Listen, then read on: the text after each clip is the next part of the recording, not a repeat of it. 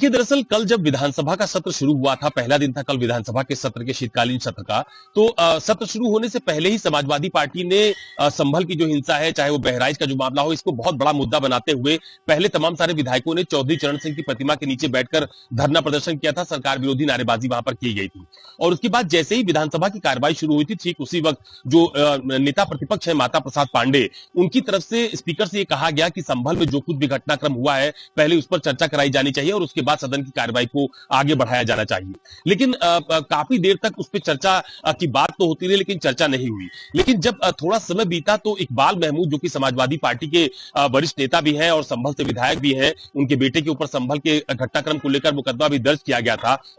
तो सबसे पहले उन्होंने उस मुद्दे को बहुत प्रमुखता से उठाया। नेता प्रतिपक्ष ने कहा, जब स्पीकर ने नेता प्रतिपक्ष से कहा कि आप संभल की हिंसा पर क्या कहना चाहते हैं, आप बोले, तो उन्होंने कहा कि मेरी जगह इकबाल महमूद बोलेंगे, क्योंकि वो संभल से आते हैं, समाजवादी पार्टी के विधायक हैं और उन्होंने काफी कुछ झेला है इस पूरे घटनाक्रम में। तो इकबाल महमूद की तरफ से बहुत गंभीर सवाल जो सरकारी मशीनरी है उसके ऊपर उठाया गया। उन्होंने कहा कि संभल में कभी भी इस तरह की हिंसा का माहौल नहीं रहा, वहां पर आपसी भाईचारा देखने को मिला है। लेकिन संभल की घटना को लेकर जिस तरह की लापरवाही वहां की प्रशासनिक मशीनरी की तरफ से की गई, यानी अधिकारियों की लापरवाही का एक बड़ा आरोप इकबाल महमूद की तरफ से बीजेपी की सरकार पर लगाया गया और मुख्यमंत्री से यह भी मांग उन्होंने की कि संभल की घटना पर विधानसभा की एक कमेटी गठित की जानी चाहिए, जिसमें खुद स्पीकर भी शामिल हो, सत्ता पक्ष के विधायक शामिल हो, विपक्ष के लोग शामिल हो और वो कमेटी संभल के पूरे घटनाक्रम की जांच करे, ताकि तस्वीर साफ हो पाए कि आखिरकार संभल में क्या कुछ हुआ था।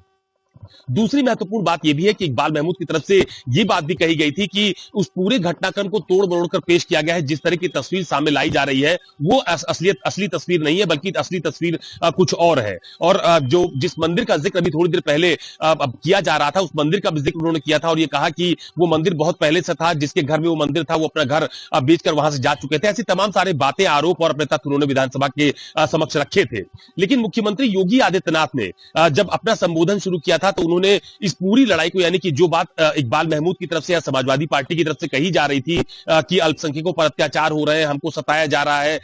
हमारी मस्जिद का सर्वे हो रहा है और हमें ही सताया जा रहा है, हमारे ऊपर मुकदमे लिखे जा रहे हैं, तब मुख्यमंत्री योगी आदित्यनाथ ने कल जिस तरह का बयान सदन के भीतर दिया है, बहुत आक्रामक और हमलावर बयान था। वह काफी देर तक वो विपक्ष को सुनते रहे, यानी कि जब समाजवादी पार्टी के तमाम सारे नेता संभल की हिंसा को लेकर अपनी बात कह रहे थे तो मुख्यमंत्री बहुत शालीनता के साथ बैठकर सदन की कार्रवाई में उनके सारे तथ्यों को सुनते रहे। लेकिन जब योगी आदित्यनाथ ने बोलना शुरू किया तो बहुत हमलावर रुख था कल उनका सदन की कार्रवाई के दौरान। उन्होंने कहा कि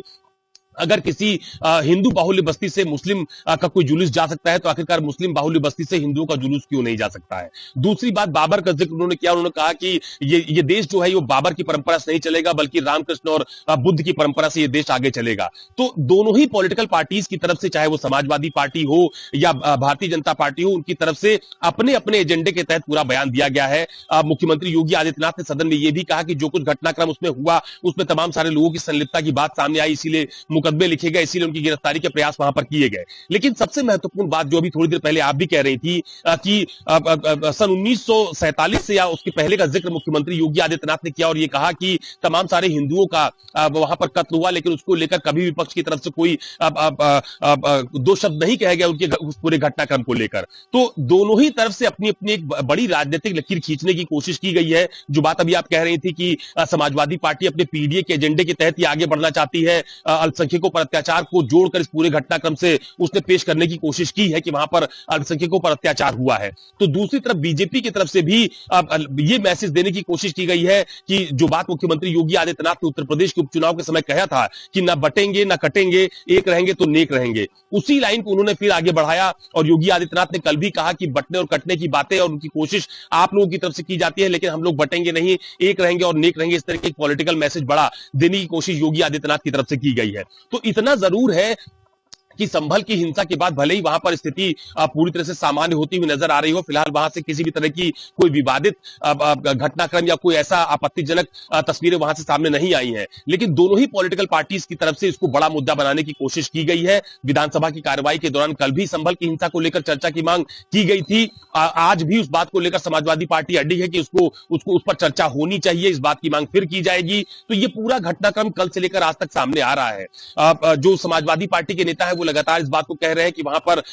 प्रशासनिक लापरवाही की वजह से इस तरह का घटनाक्रम हुआ है। अगर प्रशासनिक लापरवाही ना होती तो शायद इस तरह का घटनाक्रम वहां पर घटित ना होता। एक और महत्वपूर्ण बात समाजवादी पार्टी ने कल उठाई थी, उन्होंने ये कहा कि अपरिपक्व अधिकारी, पहली बार के पोस्टेड अधिकारी, उन्होंने इस चीजों को संभालने में बहुत लापरवाही की है और सरकार को इस पर ध्यान देना चाहिए। हालांकि सरकार की तरफ से आश्वासन दिया भी गया है कि हम इसकी जांच करवा रहे हैं, जो भी तथ्य सामने आएंगे उसको सामने लाया जाएगा। लेकिन समाजवादी पार्टी इस बात पर अडिग है कि विधानसभा की एक कमेटी गठित की जानी चाहिए जो उस पूरे घटनाक्रम को लेकर जाए, मौके पर जाए, वहां के लोगों से बात करे, अपनी जांच करे, जांच रिपोर्ट तैयार करे और उसको सदन के पटल पर सार्वजनिक किया जाए। तो अभी संभल का मामला पॉलिटिकली यानी कि राजनीतिक तौर पर पूरी तरह से शांत नहीं है और ना ही होने जा रहा है, क्योंकि सत्र की अवधि बहुत कम है।